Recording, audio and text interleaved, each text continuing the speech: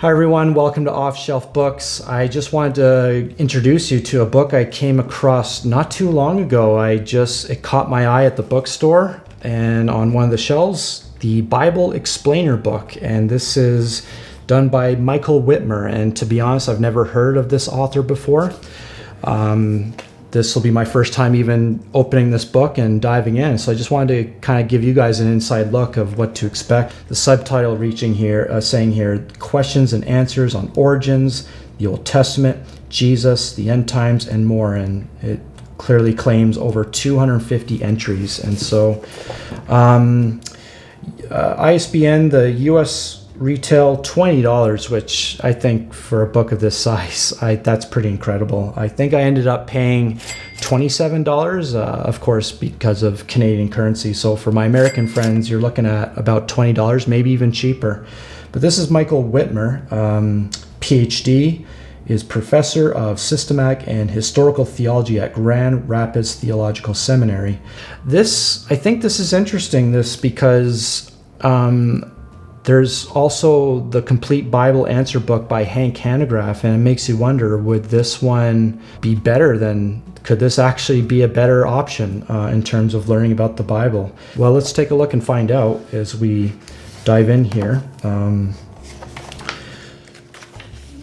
So this is very recent. While the most recent Bible Answer book was 2016, this one's 2020.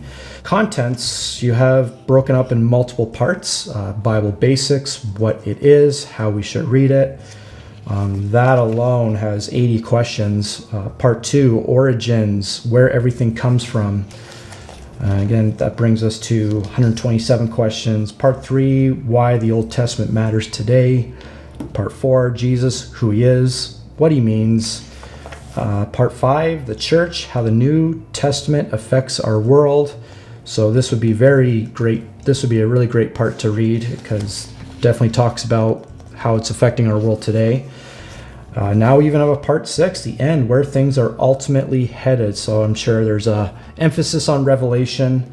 But yeah, you're looking, like they claimed, over 250. So technically 251 questions here. 460 plus pages, and the size is really nice. Great size of the text. This is in color, and does it have pictures? Well, here it says a note on illustrations. The book makes use of many classical paintings to illustrate Bible characters such as Jesus, Paul, and Moses. No one knows for sure how these individuals looked, obviously, so they're just covering themselves.